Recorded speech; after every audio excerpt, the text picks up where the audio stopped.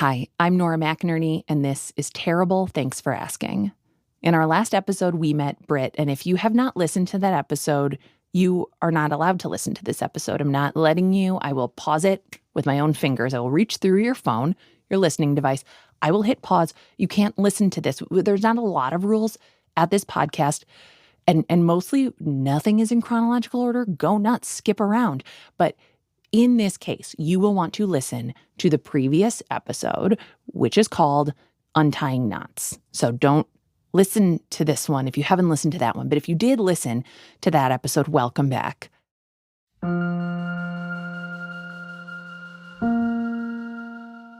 When we left off, it was 2016, and Britt and her husband, Sonny, have just had one of those fights, a dumb fight where, looking back, you can't really remember even what it was about, just that you were mad, and you were probably right. And in that moment, Britt calls, of all people that she can ask for relationship advice, Harry. She calls Harry, the guy who was married when he got Britt's mom pregnant, the guy who told Britt that he would never claim her as a child. She calls that guy, who isn't that guy anymore because he's dad now. So she calls her dad and he tells her, look, nobody's perfect. Sonny is not perfect. You have to talk to him. You need to work it out. Was his advice good? Did it work? It definitely did. And even if it didn't, it's just like he gave some. You know what I mean? This is something I feel like I was waiting for my whole life. And, finally it's something that he was, able to give. But it was just so interesting to me that was the first person that I reached out to. It's not just the advice that matters. It's the fact that she thought to call her dad at all. It's the fact that he answered, the fact that he listened. It's the fact that it's not just Britt and her mom against the world. She has her husband, Sonny, and she has a dad. She has a sister, and she has her dad's family, this whole network of people that she didn't have before. How had your growing a relationship with your dad, what did your mother think of that? I think she was actually happy about that. Part of me thinks that she's just like, well, this guy has nothing on me because he really wasn't around. So this is cute what they got going on, but it doesn't compare to the relationship that, me and my daughter have because I raised her. But I think she was very supportive of it, and she was very happy that we were talking. And she would even say or ask me like, hey, did you talk to Harry? And so, yeah, I think she was very supportive of that relationship. That's sweet. Yeah. She got what she wanted from walking you into that diner. Right. Exactly. Exactly. So it's mission accomplished.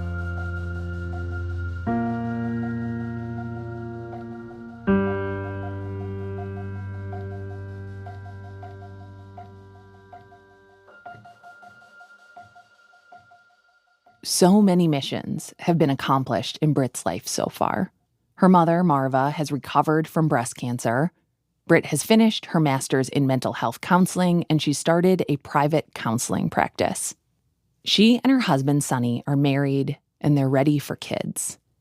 After a childhood of stress and anxiety and anger over her biological father abandoning her, things for Britt were not terrible at all. Britt had spent her teen years resenting and sometimes raging at her dad, but now she gets to spend time getting to know him, which is also a way of getting to know herself.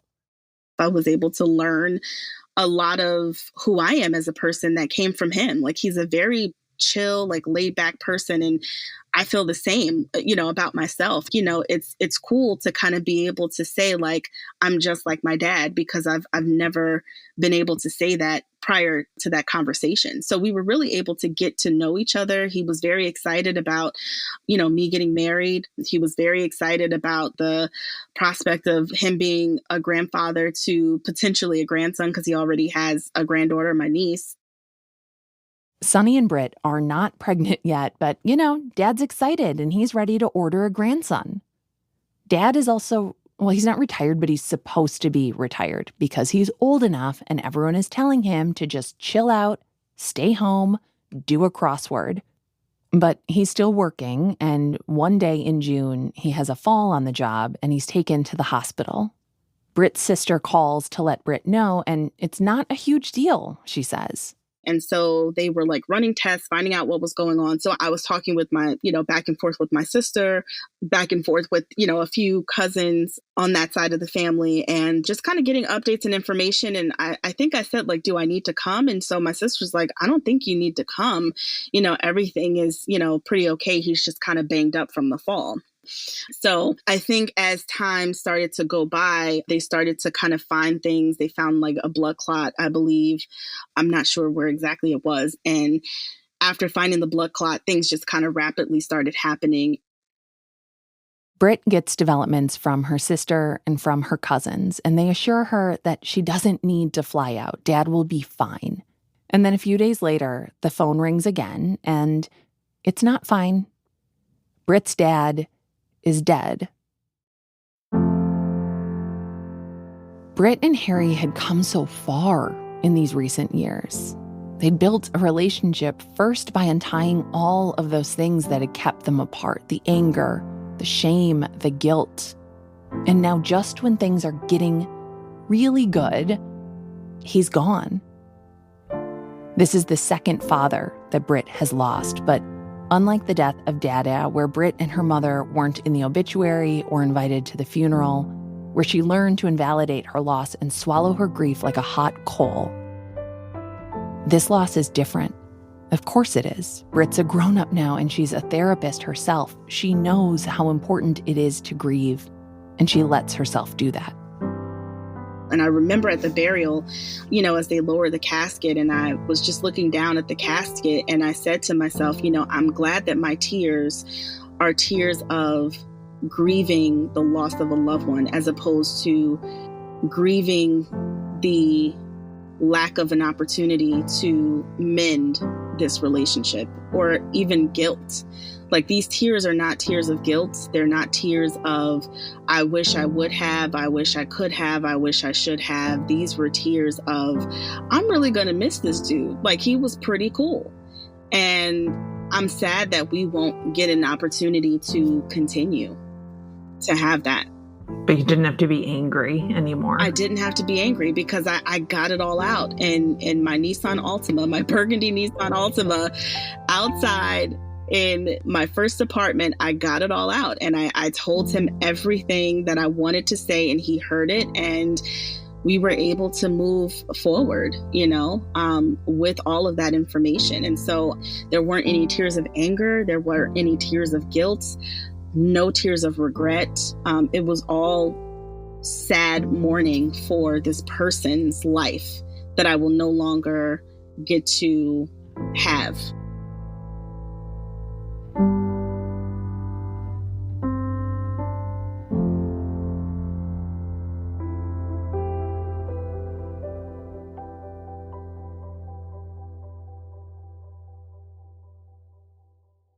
Brittany won't get to see her dad hold her kids. She won't get to invite him out to New Jersey for Christmas. She won't get to call him the next time Sonny ticks her off. She got 10 years with him as her dad, and that's it. That's all there is. That's all there ever will be. But at least I was able to learn, or at least my father was able to teach me that I have to be vulnerable and I have to communicate the hard things. And even when you communicate the hard things, sometimes you don't get the results that you want. And then sometimes you get these really great results.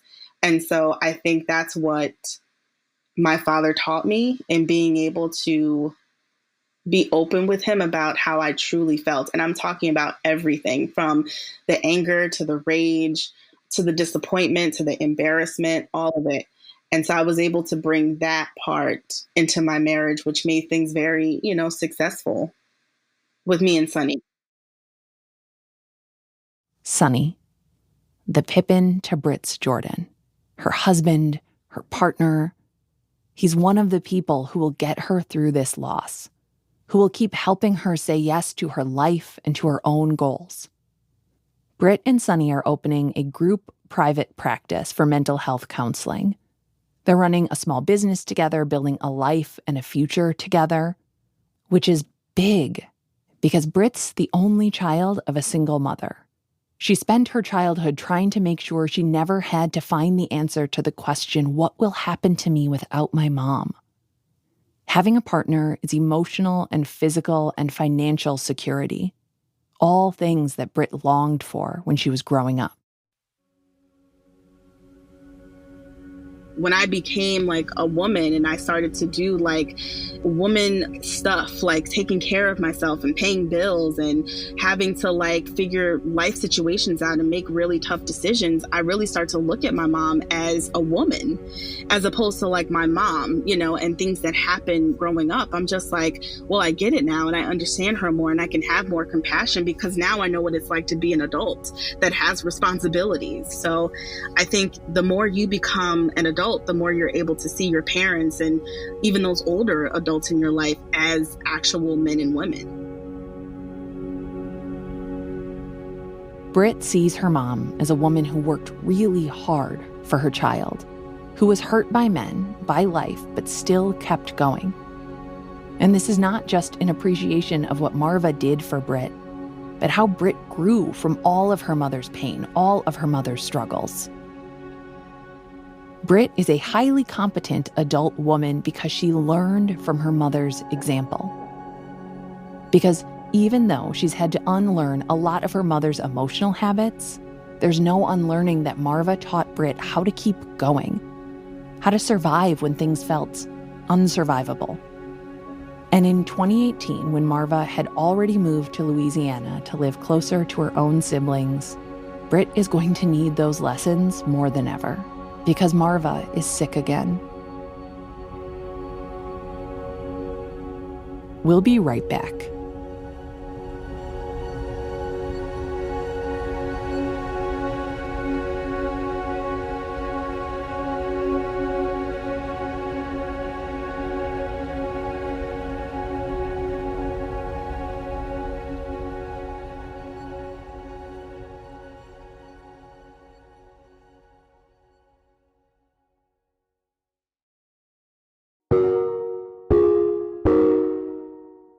We're back, and Britt's mom, Marva, has cancer again. So at this point, the breast cancer has kind of leaked into her lung and her liver.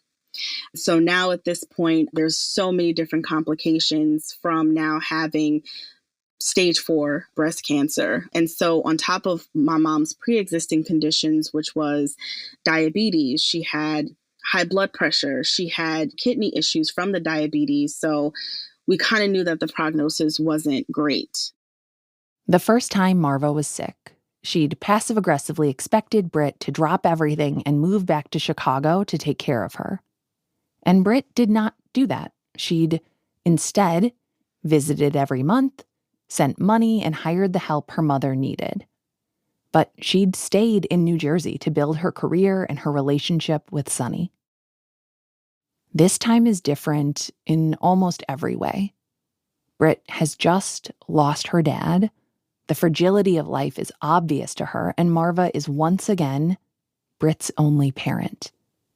So Sonny and Britt drop everything and head to Louisiana. I remember getting to the hospital and, seeing her, and she was just so excited to see me, and she was trying to talk. And I'm like, but you have a ventilator, like you can't talk to me. But you knew she was just excited to see me. And I believe she was also excited to see Sonny also. And so she actually survived that. So she got off the ventilator. She was able to go home. Really, like the month of May and June, I was basically in Louisiana with her. Britt is there in Louisiana because she wants to be there and because she can be there, because the life that she had wanted to establish for herself when her mom was first sick, she established it. I was already established as a business owner, already established as a therapist with clinicians, a group private practice. I was fully able to kind of be in the moment and ask the questions, face to face with doctors and, really be with her and really understand, what was happening to her and what I needed to do to be supportive, towards her. As a kid, Britt lived in fear of her mother dying. Without her mom, where would she go? Who would take care of her? What would happen to her? But grown-up Britt doesn't have that same fear because while she takes care of her mom, Sunny takes care of Britt. I always said that, I'm going to marry a person so that when I do eventually bury my mom or, have to take care of my mom because of some kind of medical issue, they will be right there by my side to help me. And I knew that that's something that Sonny was absolutely hands down capable of doing. And that's exactly what he did. So moments where he was just like, okay, it seems like you need a break. Maybe we should stop. Maybe, let's go take a walk. Let's go take a drive. And then we'll come back to this tomorrow. She and Sunny do it all together, going back and forth between New Jersey and Louisiana to take care of the business and to take care of Marva.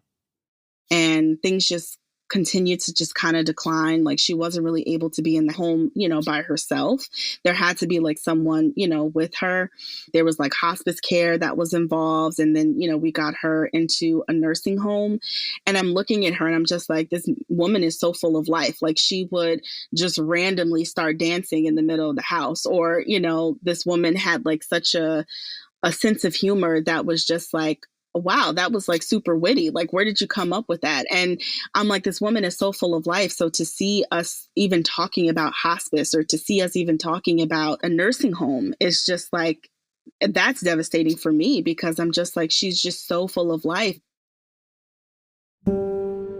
Marva's death is Britt's biggest childhood fear come true. As a child, she'd worry that if anything happened to her mother, she'd have nowhere to go. Nobody to care for her. But when Marva dies in July 2018, Sunny is there. He makes Britt take a long weekend in New Orleans after the funeral, hoping to help her recharge and reset before they go back to New Jersey and back to the rest of their life. A life where she and Sunny take care of each other. And there's a comfort in knowing that even though Britt is now an adult orphan, Sunny has her back. She has a place in the world, and it's with him. But here's the thing about anxiety. It is irrational. It doesn't say to Britt, look, I know your mom is dead, and it's bringing up a lot of your childhood fears, but hey, relax now. You've got this guy. At least, not for long or not loud enough. That comfort Sunny provides, it doesn't relieve that deep-seated anxiety she's had since childhood. That sense of instability Britt has been trying to stabilize her entire adult life. Instead, the focus of that anxiety just shifts. That question, that lingering question that I always had growing up with my mom, now is kind of shifting over to my spouse, where it's just like, if something happens to you, what's going to happen to me? And so I think I was very anxious about, something happening to him. Men just don't go to the doctor. Oh my God. It's the most annoying thing about them. It's so annoying. And it's just like, just go. Like the first time he went to a dentist was when he was like 31, 32. Oh my God. But here's the kicker. The kicker is that he didn't have any cavities. So unfair. Very unfair. I hate that. I hate that. And same with my husband. But Sunny gets it. He knows why Britt is worried about him. She just lost both of her parents. And from day one, Sunny and Britt's relationship has been about mutual care. We take care of ourselves, then that's taking care of each other. So they do that. Sunny goes to the doctor and everything is fine. He's fine. So the plan is to keep being Pippin and Jordan. They're ready to have kids. They're still building their business. And it's time for a quick break.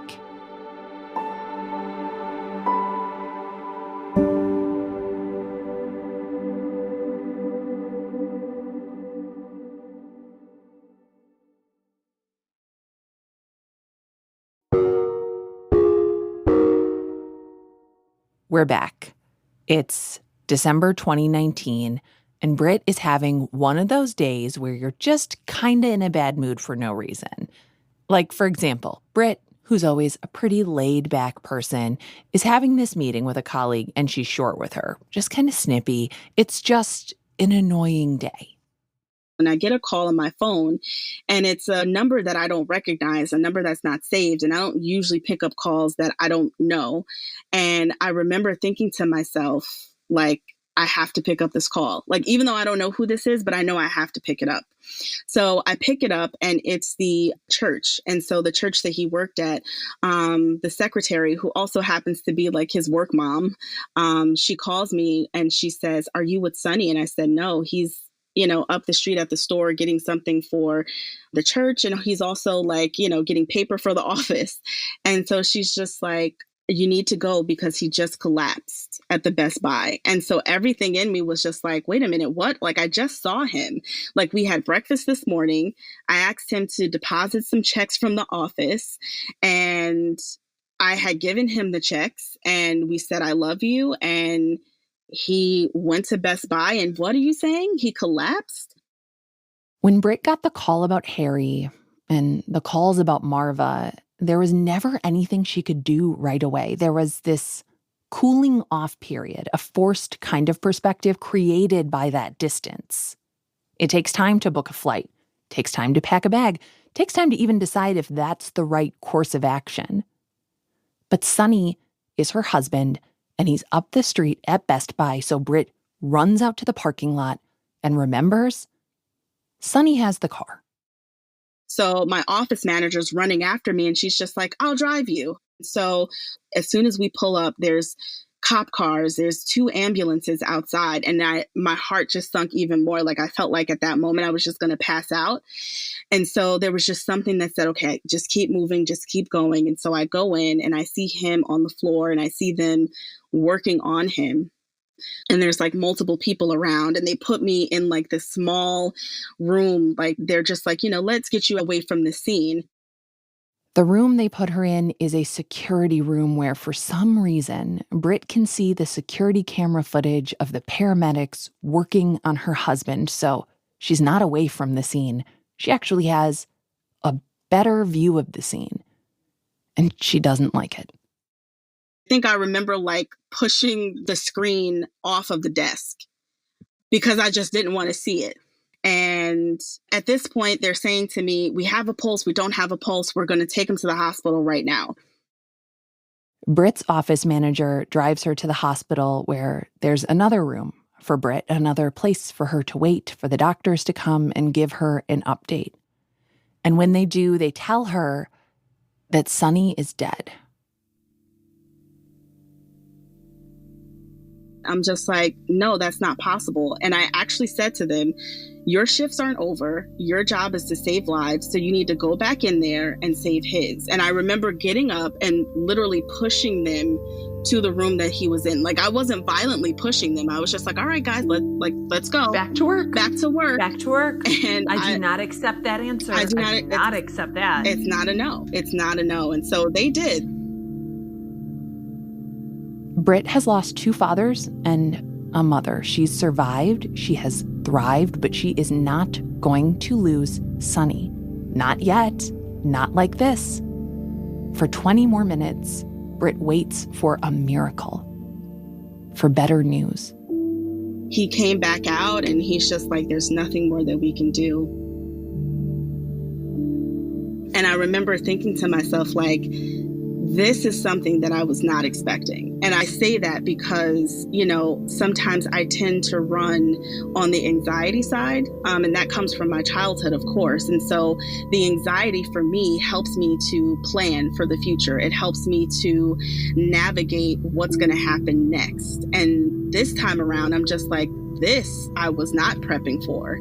This was the person that I was supposed to spend the rest of my life with. This was the person that I was supposed to have children with. Like, this is the person that we were supposed to ride off into the sunset and do really great things and influence the people around us together. This was not supposed to happen. And in my mind, I'm like, where were you, anxiety? You didn't prep me for this. Like, And there were moments in time in our marriage where I think I was very anxious, but then there's a part of me that's just like, I can't be anxious about this because I'm losing out on precious time with him. So I learned how to begin to manage my anxiety around his health because I realized it was a direct connection to my anxiety about my mom and that whole piece of this person is supposed to take care of me. And if something happens to them, what's going to happen to me?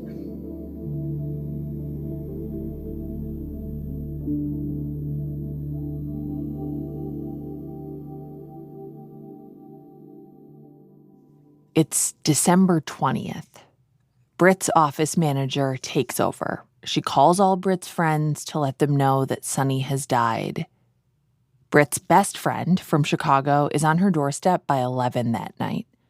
Another friend cancels a trip to Florida with her boyfriend to just come be with Britt. 4 of Sunny's sisters are out of town, but the one who's in New Jersey rushes to be by Britt's side. There's a funeral, there's Christmas, there's that immediate impact of death, that first plop into those icy waters, and then there's just life. I struggled with the phrase acceptance of grief early in widowhood. Obviously, I accepted the loss. You can't reject it. You can't send it back like a cold burger at Applebee's. Bad example. Applebee's would never serve you a cold burger. The point is, I was not denying that Aaron was dead. Britt is not denying that her husband is dead. But any therapist, including Britt, will tell you that acceptance is really about how you incorporate the loss into your life. It's about what you do with his shoes, what you do with your life moving forward. It's about truly living with the reality of the loss. And that's a process you go through as life goes on. It's a process that's familiar to Britt because she's done it so many times before. She did it as a small child when Dada died. She did it as a tween when Harry told her to never address him in public again, that she would never be his daughter. She did it when Harry died, and she did it when her mother died. It's not unfamiliar territory, but every loss brings you to a new place in grief. There's that old adage about how you never step in the same river twice. Grief is like that too. It might be just as cold, just as swift, but the grief she has for Sunny is entirely different than the grief for her mother or for either of her dads. And it's about more than just death. It always is. And so the primary loss is actually losing the physical person. The secondary loss is really losing the function and the role of that person in your life. And so for Sunny, he was so many things for me when it comes to him being an encourager. I mean, he'd be making it lighter. He'd be encouraging me left and right about how things are going to be okay. Like he was such a settler. He settled everyone and brought so much calm to everyone. There's also the acceptance of what will never be. Britt and Sunny were trying for kids, and since his death, her period is late. I was trying to decide, is this pregnancy or is this grief? And I'm just like, I'm sure it's grief, but let me just check, because we have been trying and, we had talked about starting a family that year. And so I said, let's do it. Let's see if I am pregnant. If she is, that's a little piece of Sunny. It's a big little piece of Sunny that she gets to keep. And if she's not, that's another loss to process. So she buys a test, she pees on it, she waits 2 minutes, and then she looks. And I wasn't. And, to be honest, I was crushed, but then I was also relieved at the same time. And I really, not to pat myself on the back, and I know this is going to sound strange, but I guess I'm really just proud of myself for being able to hold 2 different spaces at the same time, because it was that one space of, I really wanted to have a kid because I really wanted to have something that connected me with this man his entire life. And yet at the same time, I'm also relieved that I'm not, because I don't really I wouldn't want to have a child and to raise a child by myself without him. Like if that was the case, then obviously that's what I would have to do. But I would just feel so sad for that kid that he wouldn't or she wouldn't get a chance to experience how great their father was.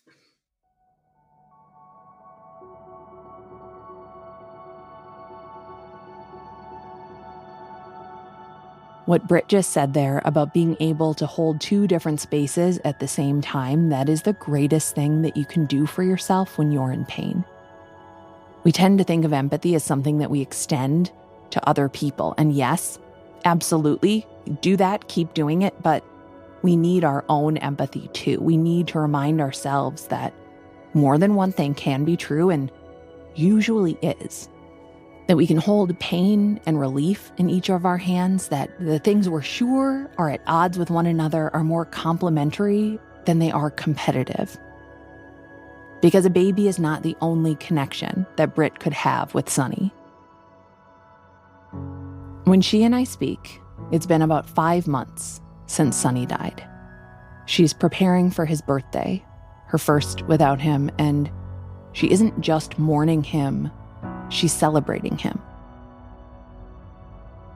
I'm a person of faith and I'm a Christian. And so I believe that Sonny is enjoying eternity, right?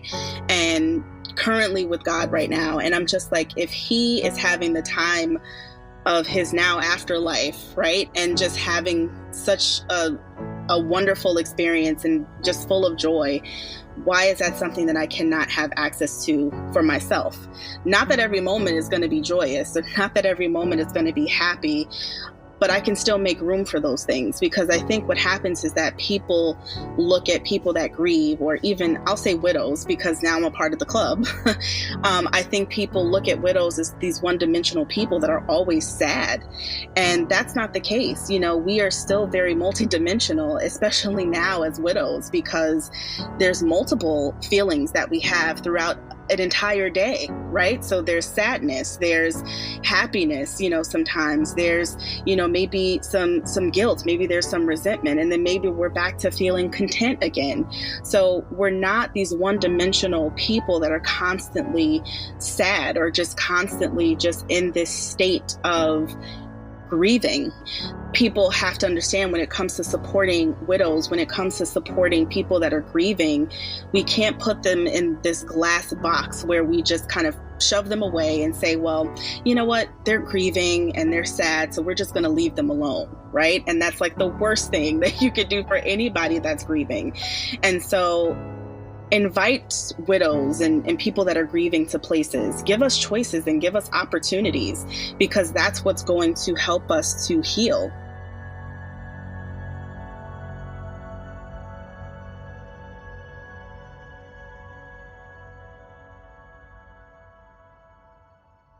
It's too soon to say that Britt has healed. She's healing, and I think it's always an ing, which I looked up, and that is a gerund, not just an ing, which I vaguely remember from Miss Maureen Desmond's 10th grade English class, where she administered the Slade grammar test, and I failed it 3 times, but still became a writer.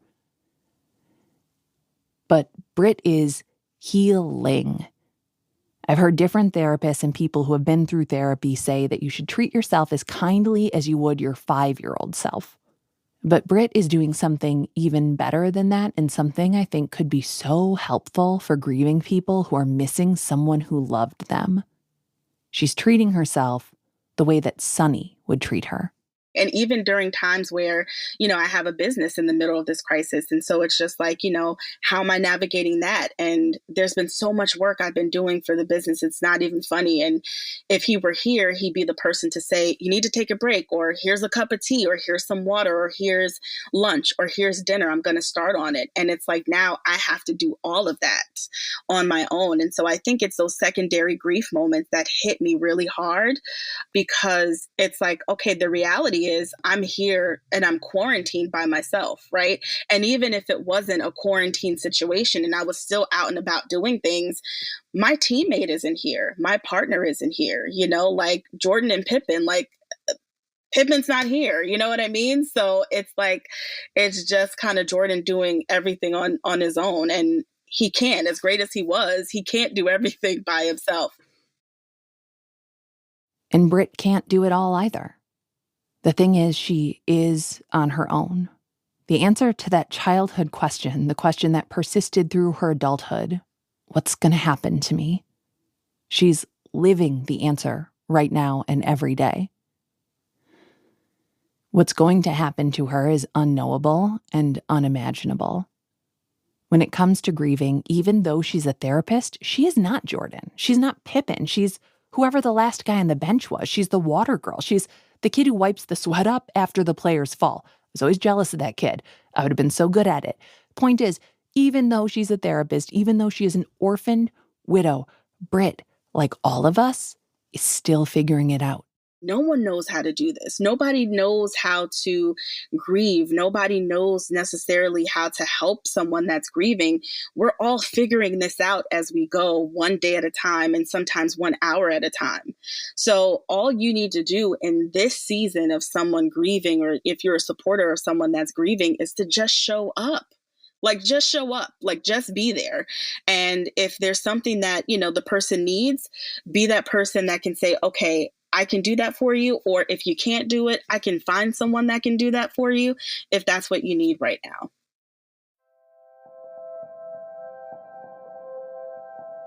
Sometimes what we need is completely impossible for us to have. We want the person who is gone, and there's nothing anyone else can say or do that will make that happen for us, that will replace that for us.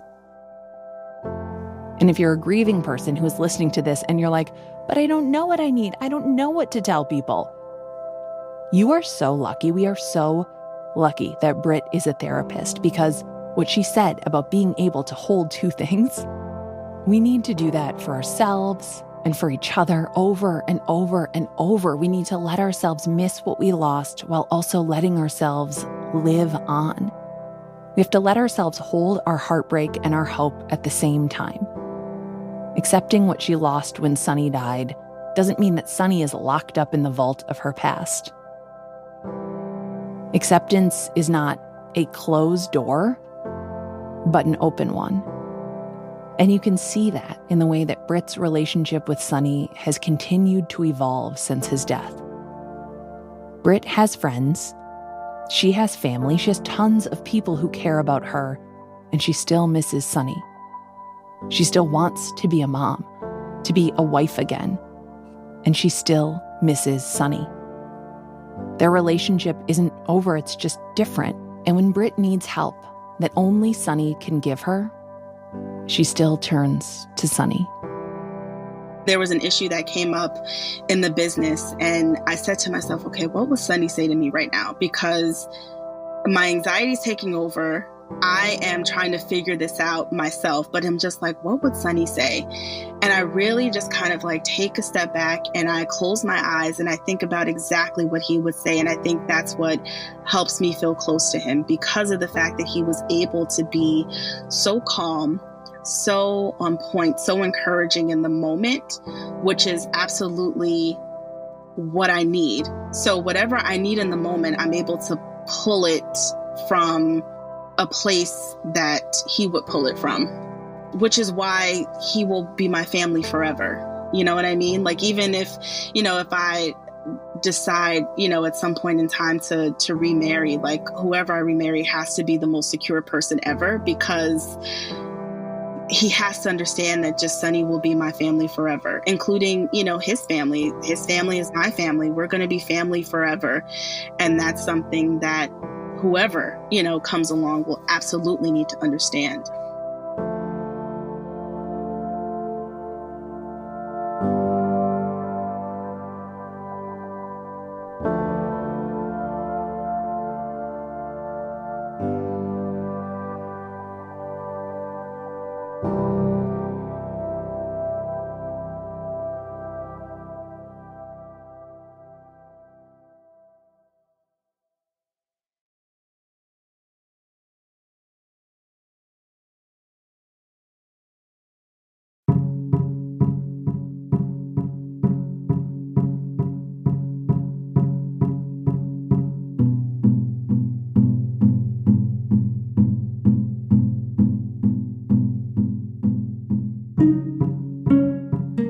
This has been terrible. Thanks for asking. I'm Nora McInerney. Our producer is Marcel Malakibu. Help from Jacob Maldonado Medina, Hannah Meacock Ross, our digital producer, Jordan Turgeon, our editor, Phyllis Fletcher, and our theme music is by Joffrey Lamar Wilson. We are a production of American Public Media, and this episode of this podcast is dedicated to Sunny, to Marva, to Harry, and to Britt. Thank you for sharing your stories with us.